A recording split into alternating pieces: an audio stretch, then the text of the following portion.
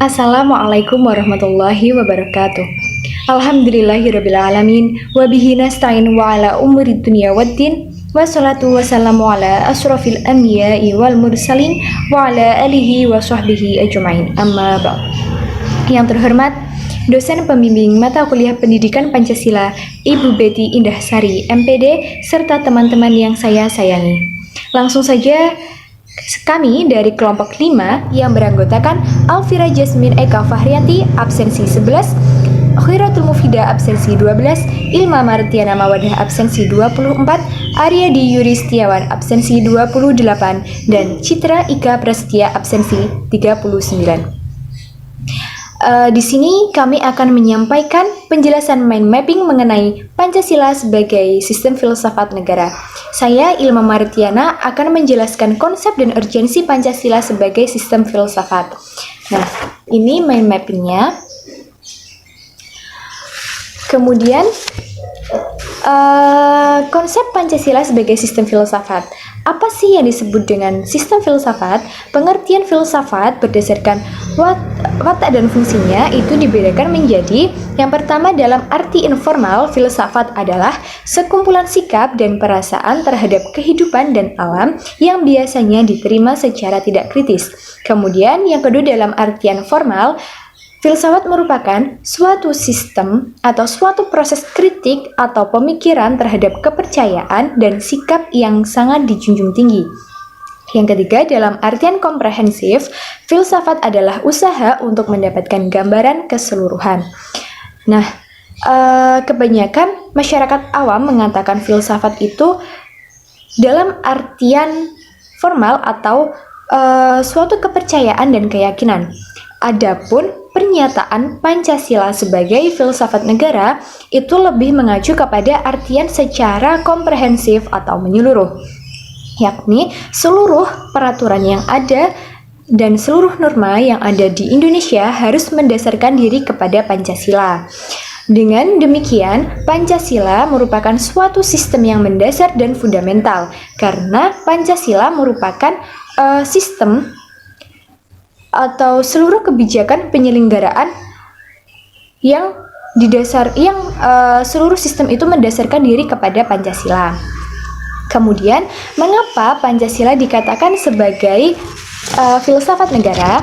Yang pertama, karena nilai-nilai Pancasila merupakan sesuatu yang telah ada dan berkembang di masyarakat yang disepakati sebagai dasar filsafat negara. Dan kemudian yang kedua, Pancasila merupakan perenungan jiwa yang mendalam oleh the founding father yang kemudian dituangkan dalam suatu sistem. Nah, hasil perenungan tersebut merupakan sistem filsafat karena telah memenuhi ciri-ciri kefilsafatan. Yang pertama yaitu sistem filsafat harus bersifat koheren, artinya berhubungan satu sama lain.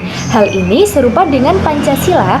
Sila-sila dalam Pancasila itu tidak saling bertentangan dan saling melengkapi. Kemudian yang kedua, filsafat harus bersifat menyeluruh. Pancasila sebagai sistem filsafat dapat mewadahi seluruh kehidupan dan dinamika masyarakat Indonesia. Kemudian yang ketiga, filsafat harus bersifat mendasar. Pancasila sebagai sistem filsafat dirumuskan berdasarkan inti mutlak kehidupan bangsa Indonesia. Kemudian yang terakhir, sistem filsafat harus bersifat spekulatif atau buah pikir hasil perenungan sebagai dasar serta pangkal tolak pemikiran tentang sesuatu. Sebagaimana Pancasila merupakan hasil perenungan dari tokoh-tokoh kenegaraan sebagai pola dasar. Kemudian yang kedua, urgensi Pancasila sebagai sistem filsafat. Nah, ini yang pertama yaitu agar dapat diberikan pertanggungjawaban rasional dan mendasar mengenai sila-sila dalam Pancasila sebagai prinsip-prinsip politik. Kemudian yang kedua, agar dapat dijabarkan lebih lanjut sehingga dapat menjadi operasional dalam bidang-bidang yang menyangkut hidup bernegara. Yang ketiga, agar dapat membuka dialog dengan berbagai perspektif baru dalam kehidupan berbangsa dan bernegara. Dan yang terakhir, agar dapat menjadi kerangka evaluasi terhadap segala kegiatan yang bersangkut paut dengan kehidupan bernegara, serta dapat menjadi pemecah masalah nasional. Sekian dari saya, selanjutnya akan disampaikan oleh pemateri selanjutnya. Assalamualaikum warahmatullahi wabarakatuh.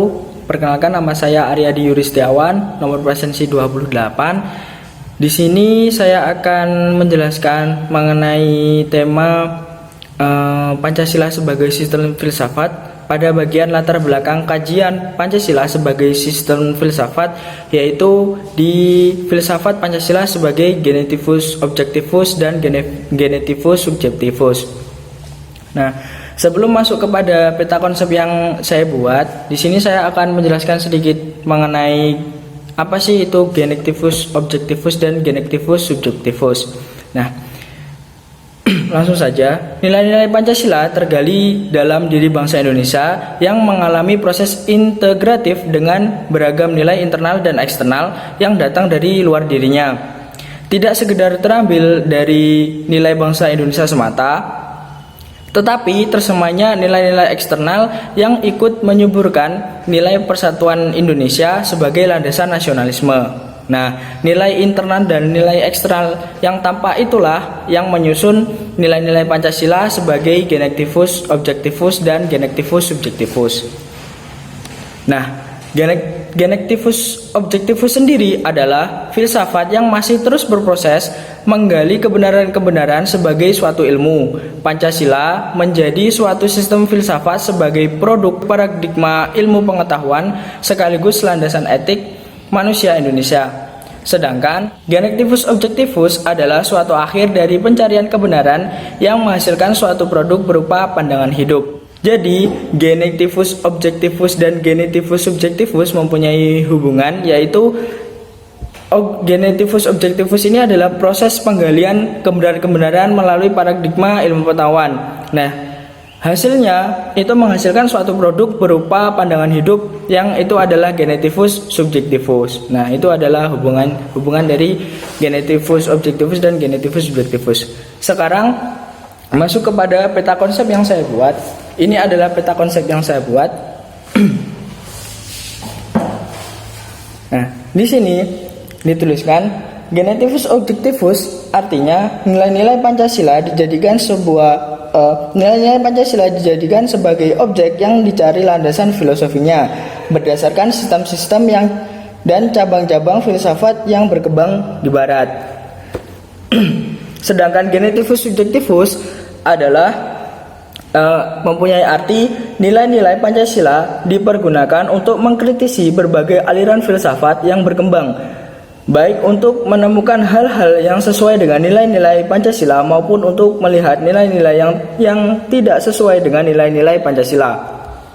Nah, dalam mind mapping yang saya buat ini menggambarkan kepala manusia. Nah, ini ada kepala manusia yang menggambarkan sistem filsafat Pancasila. Dan ada dua buah lampu yang menggambarkan ini adalah genetivus objektivus dan ini adalah genetivus subjektivus.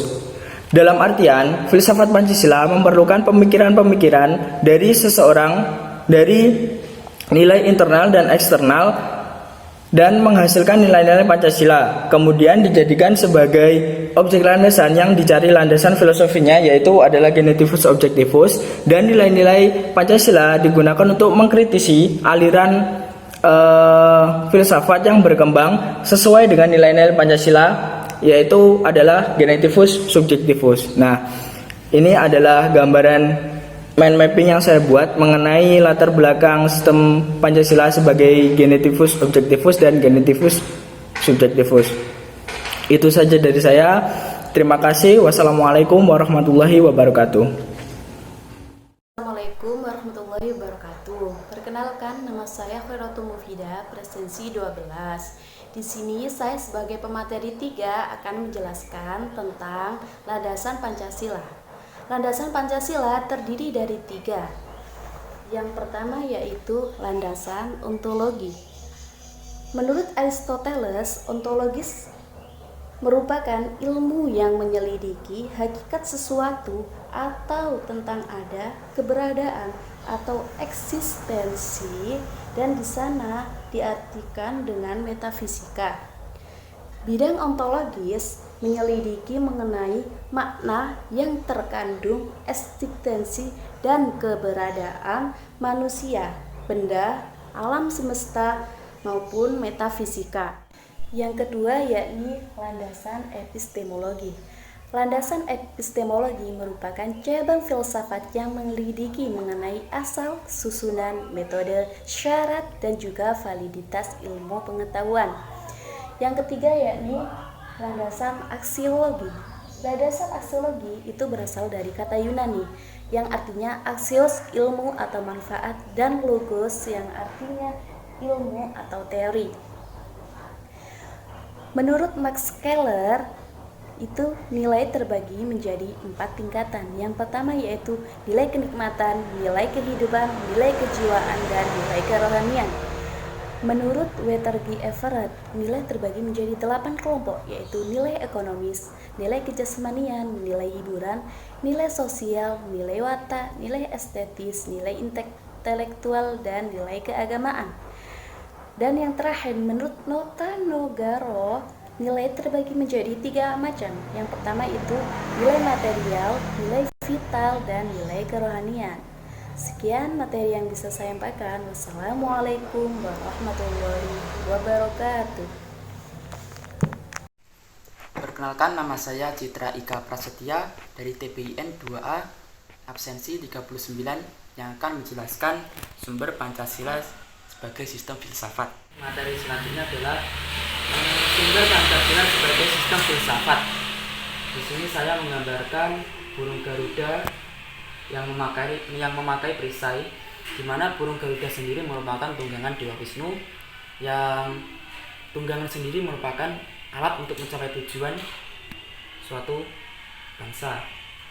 Yang selanjutnya adalah perisai, di mana perisai sendiri merupakan alat atau senjata untuk mempertahankan diri, yaitu untuk mempertahankan kedaulatan bangsa Indonesia. Dan saya menggambarkan Pancasila yang memiliki otot yang kekar, di mana di situ memiliki filosofi bahwa negara Indonesia merupakan negara yang kuat dalam hal kedaulatannya. Selanjutnya kita bahas subbab sumber historis Pancasila sebagai sistem filsafat.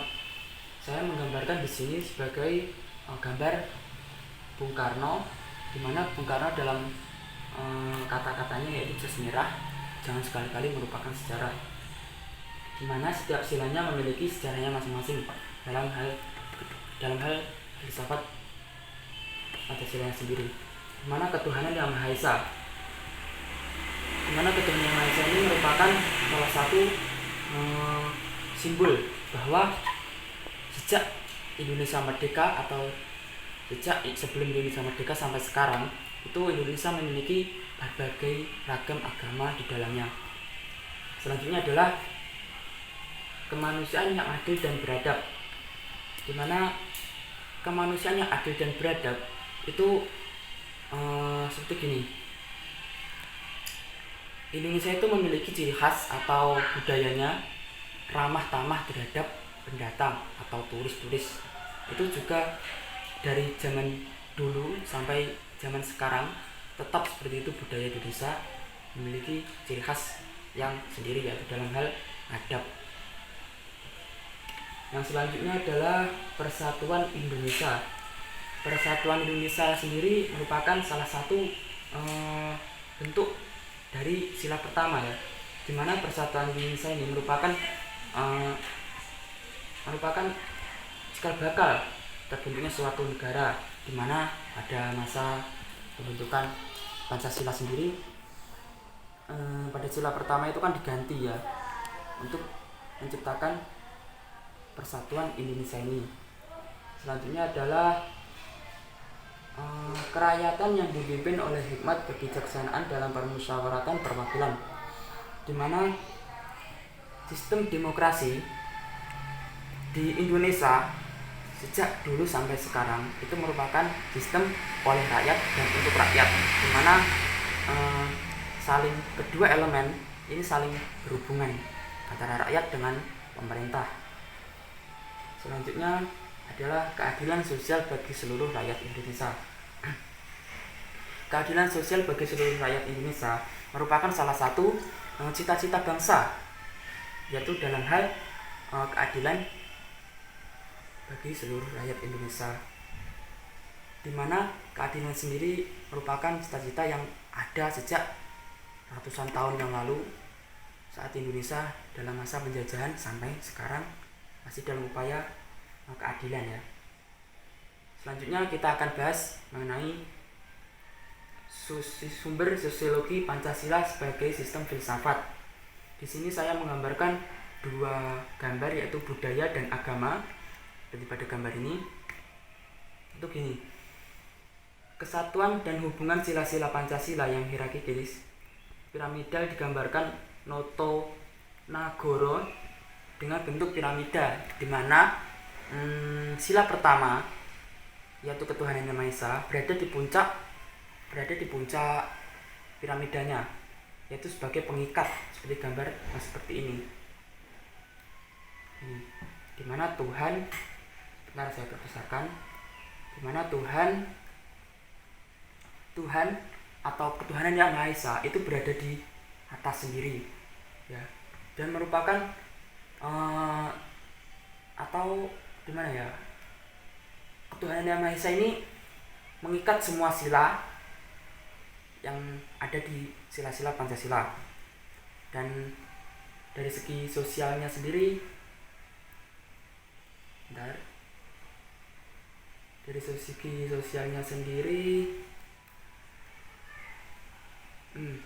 dan ini saya menggambarkan dua gambar ini ya.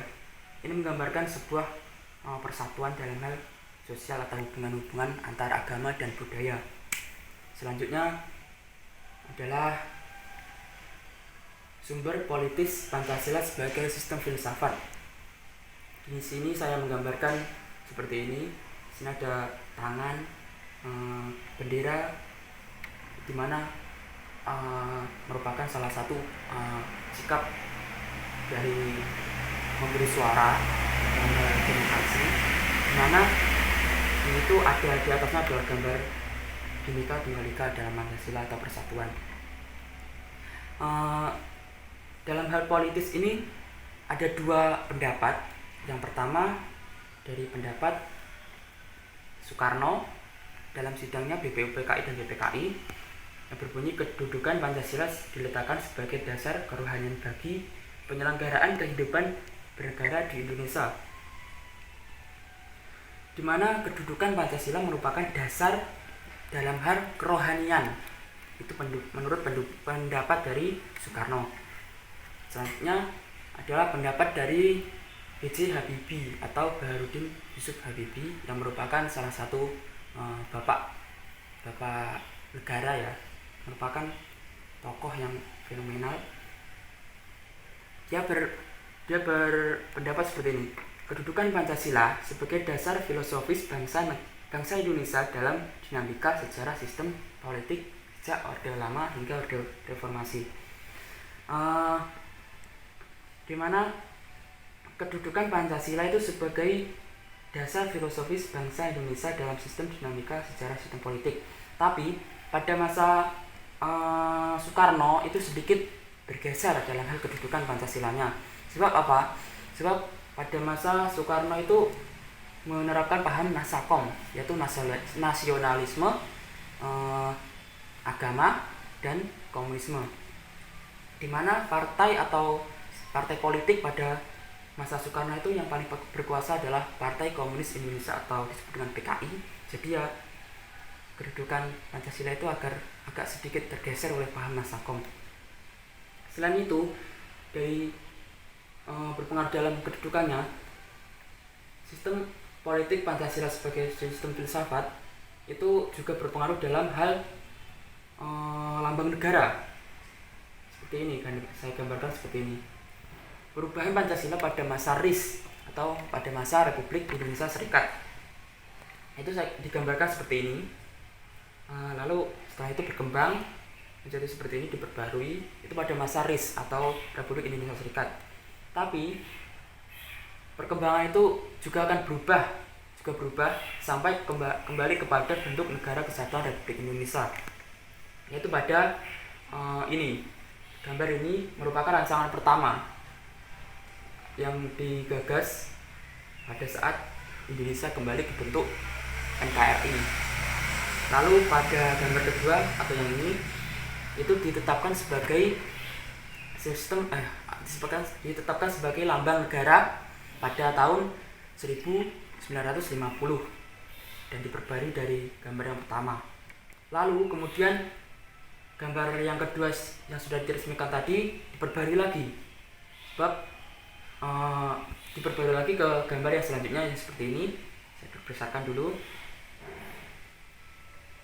ya, seperti ini ya. Ya seperti ini, itu memiliki jambul dalam kepalanya seperti ini jambul, lalu dan memegang pita dalam cakarnya. Sebentar.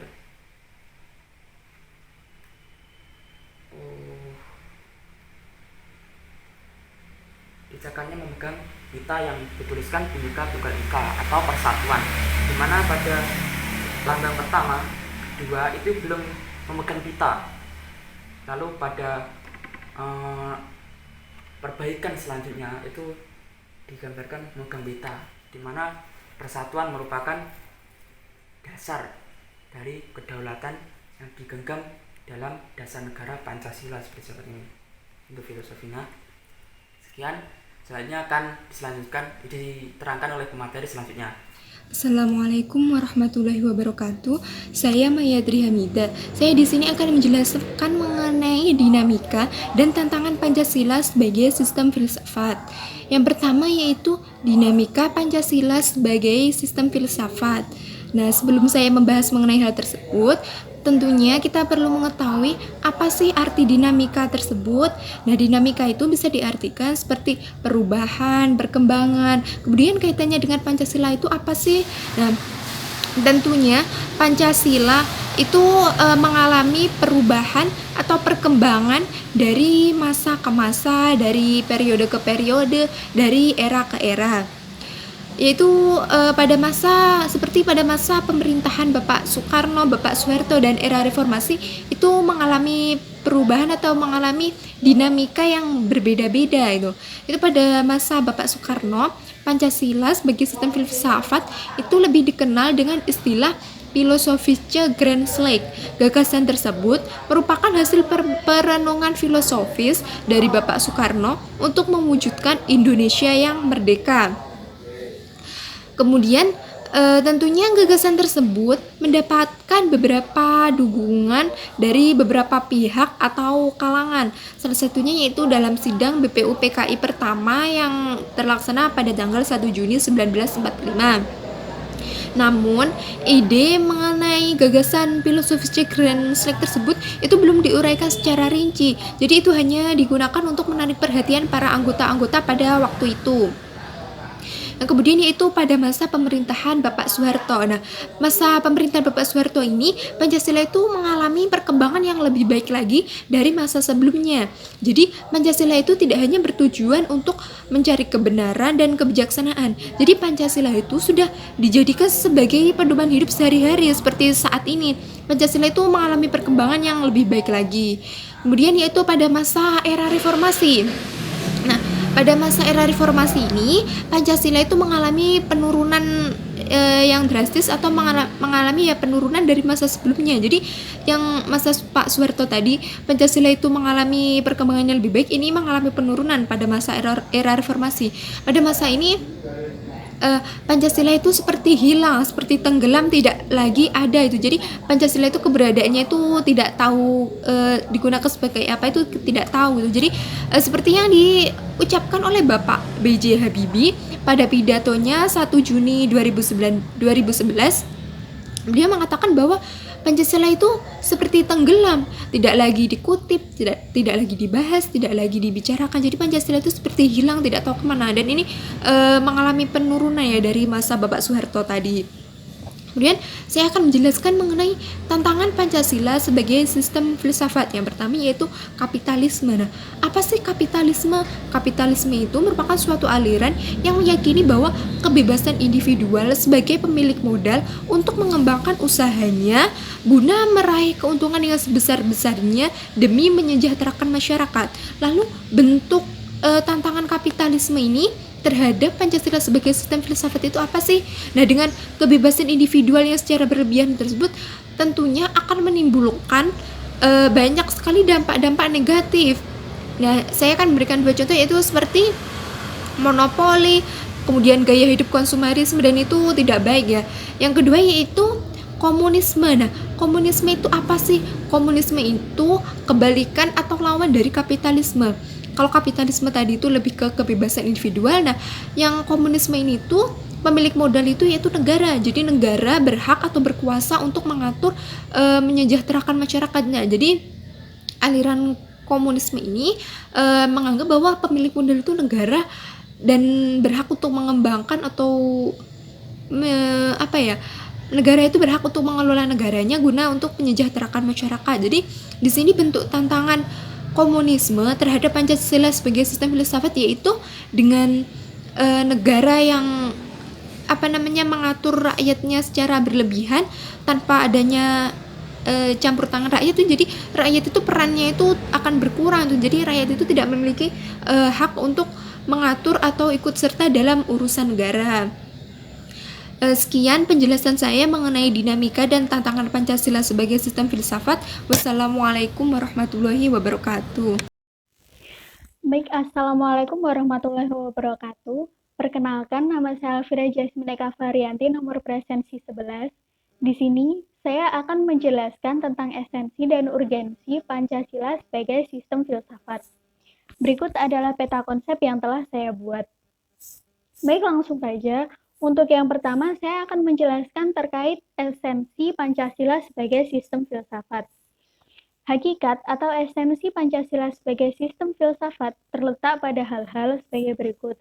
Yang pertama, yakni hakikat sila ketuhanan yang terletak pada keyakinan bangsa Indonesia bahwasannya Tuhanlah sebagai prinsip utama dalam kehidupan semua makhluk, yang artinya setiap makhluk atau warga negara dituntut untuk memiliki kesadaran yang otonom, yang meliputi kebebasan dan kemandirian.